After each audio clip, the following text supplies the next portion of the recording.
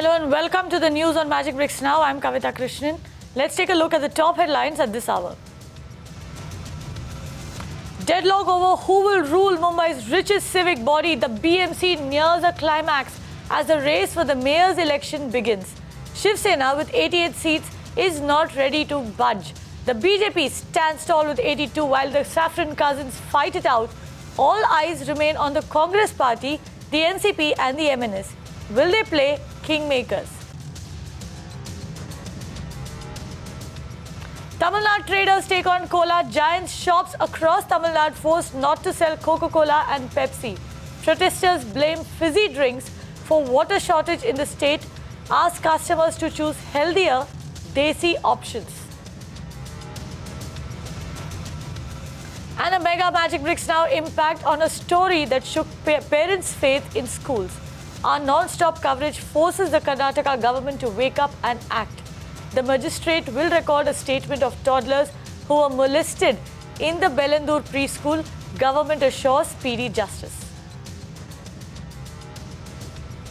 I have told the police to find out. If they can't find out or if there is a fake account, I don't know. I'll have to ask the police, but let police act. And MOS Home Kiren Rijiju says women's safety is the centre's priority. But 3 days after Gurmeher Kaur filed a complaint, no arrest yet in the case. Perverts who threatened rape still roam free. There is nothing wrong in getting a reasonably good criticism if something is being delayed unnecessarily on. You should take it in a positive sense and do it as fast as possible. And our mega expose bears fruit after we exposed corruption in the Maharashtra Housing Development Authority. MHADA drafts rules to bring in transparency and speedy approvals.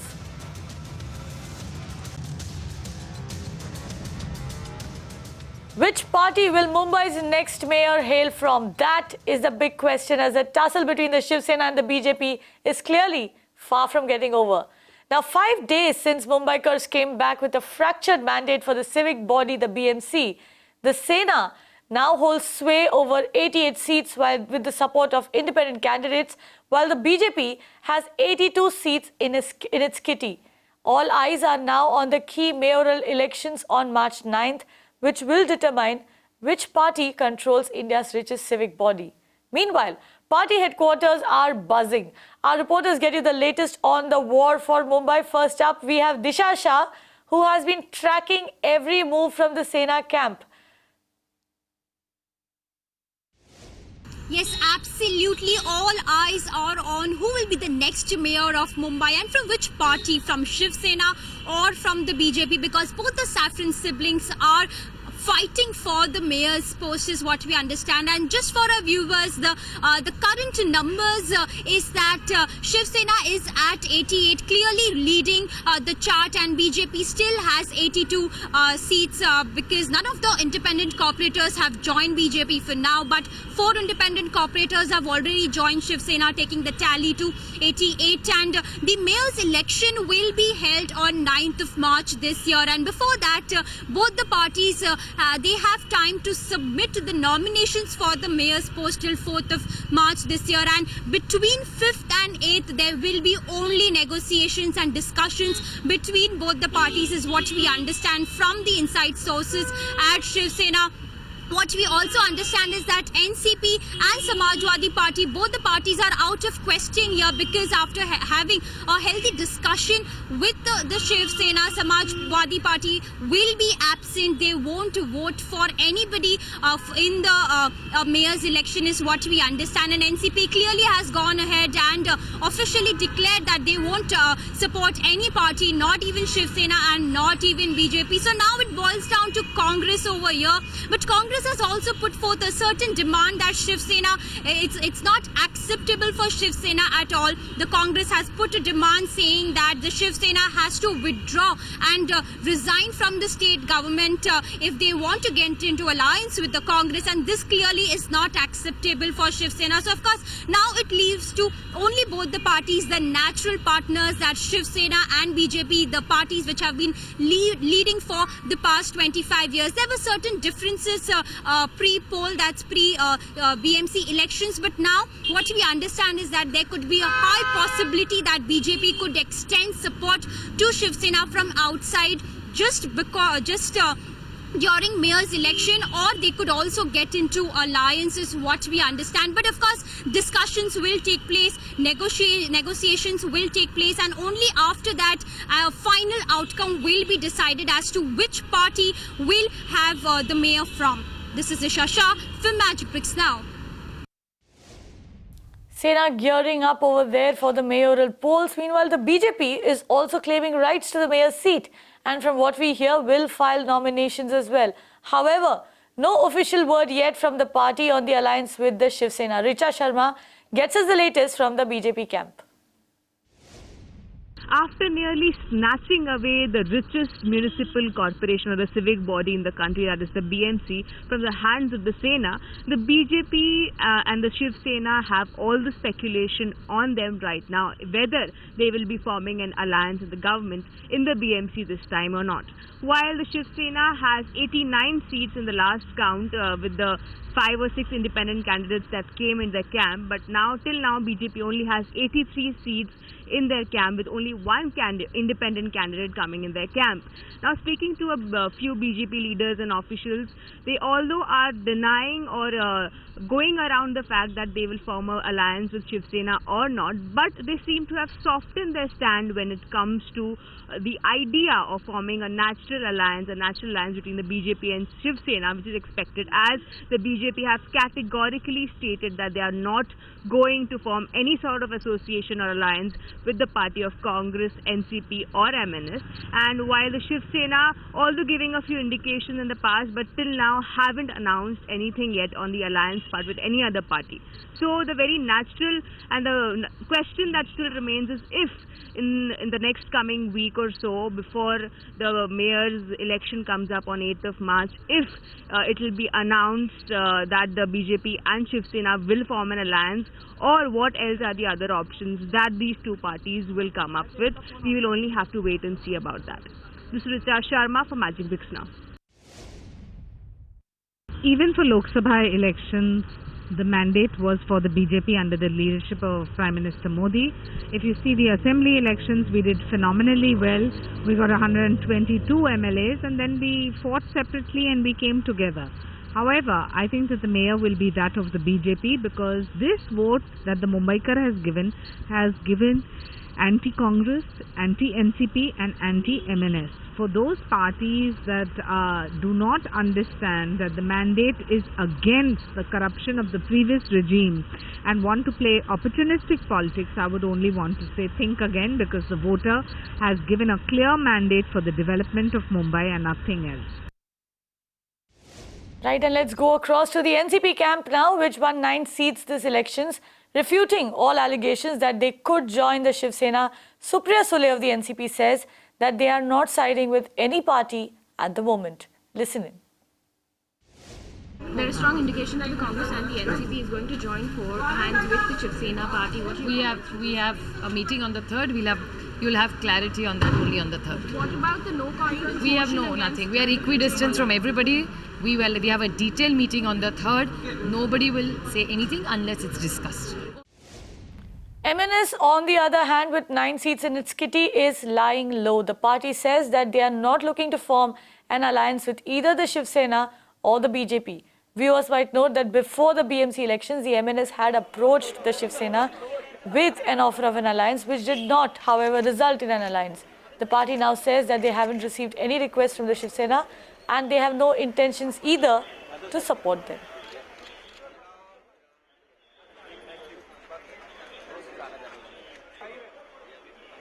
But moving on to the Congress, which came in 3rd in the BMC elections, it is expected to come up with a strategy on Wednesday, that is today, with party leader Ashok Chavan in New Delhi currently. Aishwarya gets us the latest.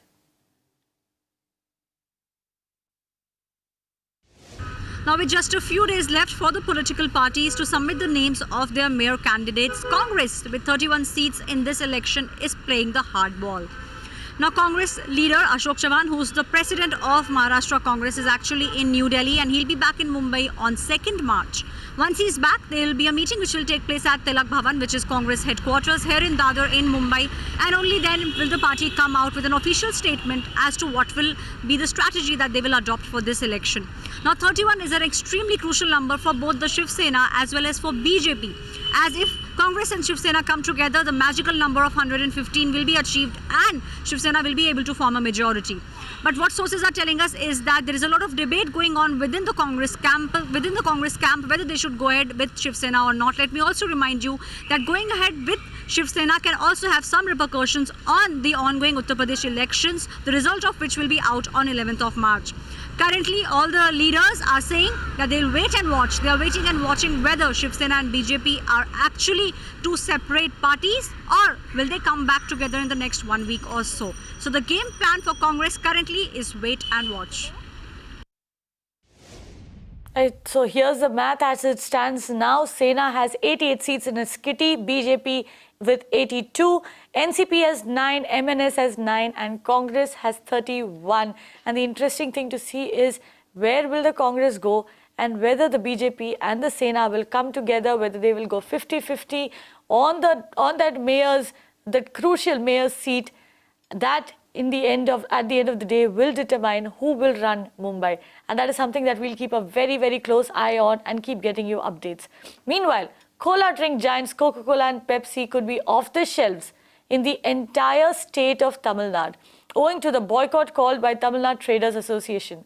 Now, the association has cited a shortage of water resources as the reason for the boycott, as they allege that these MNCs are using up the water resources that rightfully belong to the people.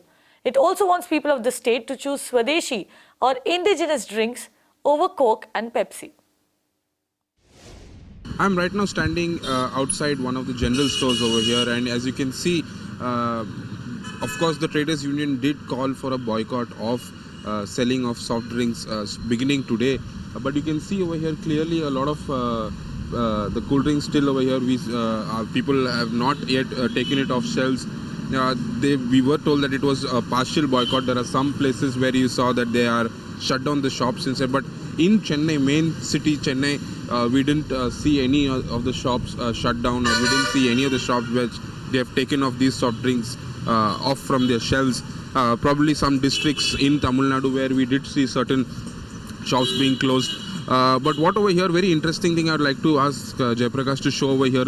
Now, this is a small pamphlet that has been sent by one of the soft drink companies over here. They've come and pasted over here. This clearly saying the kind of the amount of water that is used and the kind of facilities and what kind of way they are using water and how they have together worked with the farmers in certain areas within Tamil Nadu. This is specifically a pamphlet from one of the soft drink companies where they have mentioned how, because of this, there are a lot of job opportunities that have been given by these companies. There is no in any such way where they have misused water or any of the resources within Tamil Nadu, and also clearly mentioning they might be a multinational company, but within their heart and soul they are truly Indian. That's what exactly the slogan says. The announcement by the Traders Association saying that they are not going to sell Pepsi or Coke or any carbonated international beverages in Tamil Nadu, we welcome it. At the same time, my party's stand and my stand, in fact, when I was a health minister at the time, I was completely against the junk food and these carbonated drinks. And in fact, we had gotten a policy saying that no schools in India should sell all these junk food like these Coke or Pepsi or pizzas, burgers, and which carries a lot of empty calories. And this is something which the people should realize the ill effects of all these. And because now we have a huge surge of non-communicable diseases like heart issues and obesity and diabetes and a lot of issues like related to health by consuming this. And the government also should bring in a lot of advertisements, a lot of awareness campaign, so that the health of the people is taken care of. Health means it's just not giving them tablets and medicines. It's a holistic concept of preventive health, promotive health. And so prevention is something which is needed. So a holistic concept of health is where you have health assurances, something where you have good environment, good drinking water, good sanitation, good nutrition, and then a good health care. So this is something where you need a combination of all these things. And for that, we completely support the policy of the traders when they say that they're not going to see an international drink. You see this business of the Tamil Nadu Traders Association going anti-Coca-Cola and saying that we don't want to distribute you is totally unfair. I do believe, distributors are only intermediaries, and I don't think an intermediary must get into the decision-making process. The consumer is God. The consumer is the decision-making person. So leave it to the consumer. Don't interfere, because at the end of the day, you're only fulfilling a channel task. And I don't think the channel must influence the consumer. If the channel, let's appreciate, the channel is the tail and the consumer is the dog. The channel, that is the tail, must not wag the dog wags the tail. Meanwhile, the Times Network also reached out to PepsiCo CEO Indra Nooyi for a comment. However, she refused to react on the story. Mr. Nooyi, good afternoon. Would you make a brief statement about your meeting, please? No meeting, no statement. Sorry.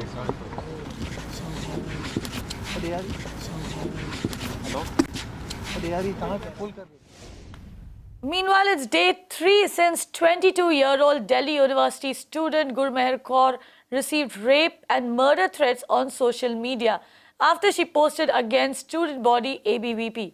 However, despite the intervention of the Delhi Commission for Women and repeated assurances from the Delhi police, none of these cyber bullies have been caught. In fact, Gurmeher Kaur was forced to leave Delhi after withdrawing her campaign. She has been provided police protection, though, by the Punjab police. Meanwhile, Minister of State for Home Kiren Rijiju has asserted that women's safety tops the centre's priority list. Listen in to what he had to say. You have already constantly been tweeting and saying that investigation is on in Gurmeher's case, but investigation has currently stopped, sir. There is no arrest so far. It has been 24 hours or more. I don't know, they should find out. I have told the police to find out. If they can't find out, or if there is a fake account, I don't know. I'll have to ask the police, but let police act. One last question, sir. The Women and Child Ministry, Menka Gandhi's ministry, has also asked you, and the rule is due on your thing. They're asking for a public register for the online offenders. That rule is right now pending with the Home Ministry, sir. Are you taking up that case as well? We'll look into that, definitely. We'll look into that, and women's safety and children's safety has to be priority for any government. And on to mega Magic Bricks Now impact. Magic Bricks Now's relentless coverage of the molestation of toddlers in Bengaluru's preschool has woken up the Karnataka government from its slumber to act. Now, the magistrate will record the statements of these toddlers who were molested, and the state government is assuring speedy justice. Shrija joins us with more on the phone line. Shrija, what developments today? We hear that the magistrate is finally going to record statements of these toddlers? Rightly said, Kavita. In fact, it is a Magic Bricks Now impact. Also, remember that we had a debate for continuous 2 days based on this particular molestation incident which took place at a preschool. Also, what we understand is that this morning, Hemant Nimbalkar, that is the Additional Commissioner of Police, rang up the parents asking them to come to the magistrate and record their statements. In fact, these statements will be recorded under Section 164, that is, which means any metropolitan magistrate or judicial magistrate may, whether or not he has jurisdiction in the case, can record any confession. Remember, these little toddlers will be confessing, will be recording their statements tomorrow before the magistrate. Right, so Shrija there with the latest on the case. Of course, Shrija, you're saying that they will record the statements tomorrow, but we'd also raised a lot of issues, and the parents had also raised a lot of concerns on whether these children will get the protection they deserve, whether POCSO will be followed in its spirit. Are you hearing anything on that? Any preparations that the government is making for that? And what about the principal? Have they managed to trace her yet? Right, Kavita. So basically, in the wake of recent spate in the child molestation cases, we must remember that the Karnataka Chief Minister, in fact, took to Twitter saying that the standalone preschools must be compulsorily included in the Karnataka Education Act of 1983.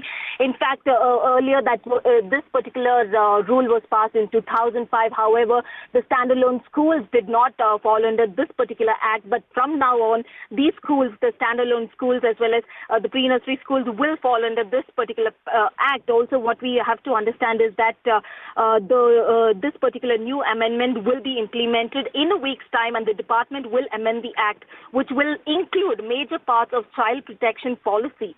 Also, as far as the principal is concerned, what we need to understand is that she was just booked under Section 188 and let scot-free. Right, so no update there as to whether or not the police have been able to trace the principal yet. But of course, we will continue getting you reports on this very, very shocking and very, very painful case from Bengaluru. Meanwhile, staying with Bengaluru, the protest called by taxi aggregators Ola and Uber gained momentum on Wednesday in the city with more than 3,000 drivers sitting on an indefinite hunger strike. Drivers hit the streets demanding better incentives. They even threatened to stop the attachment of new cabs, which could affect bookings. 90% of the vehicles are locked out, but the leasing vehicle, whatever is there from the Ola and Uber companies are running. Out of that, whatever the private company, our vehicles are locked out for completely for 90%. We are just protesting from past 1 week, and we are not getting proper response from the state government or any of the transport department or this thing. Previously, we were getting very good incentives. Nowadays, we are not getting the incentive. We are getting very hard job. 18 trips have to complete. The companies were putting the pressure that we have to complete 18 trips in a day. This is impossible in the Bangalore traffic city. Last even it was 45 rupees diesel for it is increased about 65 rupees. 20 rupees is a jump, so they are not bothered about the rates also, and they are even reducing the prices. So please, I requested many times, even they are not responsible for that. Now in Bangalore, Ola and Uber drivers are leased in the dogs. The customers who are getting into a cab, they are treating like a dog, and when we go to our office, they treat like a dog. If they are keeping the bouncers in the gate, they are throwing us out. This is not a thing. Meanwhile, we also spoke to Ramalinga Reddy, the Karnataka Transport Minister, on these protests. Listen into what he had to say. I told our commissioner and additional commissioner, they have organized 4 to 5 meetings, but they have not come to a conclusion. This is between Ola, Uber management and driver cum owners. Right, sir. So what they're saying is they're planning to continue this indefinite hunger strike. Also, they have received support from Mr. H.P. Kumar. There are a lot of travelers are there, like Ola, Uber, Meru is there, another 3-4. There is no issue for other people. The only issue is between Ola, Uber and owners. They have to sort out. Okay. I told them to go to Labour Department also. Okay, so doesn't this fall under the Transport Department actually? No, it will not. This is between Ola, Uber and owners of taxi. And mega magic bricks now impact after the channel exposed corruption within local bodies in Mumbai. MHADA, SRA and the BMC. We exclusively learned that MHADA has taken note and has come up with an ease of doing business norms. Now, according to the new rules, all approvals will be streamlined and will be given within 2 months. That is within 60 days. This applies to old and dilapidated buildings and MHADA-owned buildings. Amita Balachandra gets us more. After Magic Bricks now exposed the rot within local bodies, MHADA, SRA and the BMC, MHADA has now brought an ease of doing business norms, essentially bringing about a speedy approval process within the system. What used to take about 4 to 5 months for getting an NOC or no objection certificate now has been reduced to 2 months. This applies to old and dilapidated buildings and MHADA-owned buildings. What we understand is that They're also looking at digitization of records in about 4 to 5 months' time to speed up this entire approval process. We also understand that a regular check of officers will be done on a periodic basis. The time limit that each officer takes to move a particular file within the system has also been reduced. All of this to essentially make sure the approvals process is speedier and done in a timely manner. Amita Balachandra for Magic Bricks Now. The general complaint was that it takes about 4 months or 5 months. Sometimes if the building with lot more tenants are there, then even sometimes 6 months. So everybody was saying if the tenant number is very high, it should be cleared in about 3 months, the NOC. And in a smaller buildings where the reasonable number of or smaller number of tenants are there, like 70, 80, then such NOC should be issued in about 60 days. You said, of course, that the approval process has been streamlined from 4 months to just about 2 months now. How are you going to ensure that that happens? Now, you see, we will be monitoring. It's not that it's beyond control number. Hardly 7 or 8 proposals are happening since beginning. 7 or 8 proposals in a month. So we have a weekly meeting, we have a monthly meeting. Not that in those meetings only this subject is discussed. There are other subjects also. So we will ensure at least in every monthly meeting when the project has a proposal has been submitted and when it has gone out to Bombay. Magic Bricks Now expose over there compelling authorities to clean up their act. Meanwhile, quick programming reminder before we end. Magic Bricks Realty Consumer Awards 2016, a unique initiative that polls the opinions of homeowners for the quality and service of the real estate industry. For the first time in India, this is a survey-based realty award where consumers will choose the best developed project in various categories across 7 Indian metros. So here's your opportunity to participate in the survey and help your project win 1 lakh rupees.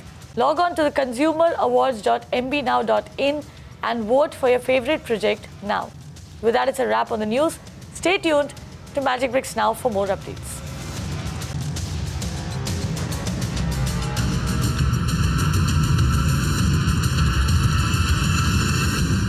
You can watch live TV on our website mbnow.in. Find us on Facebook at facebook.com/magicbricksnow.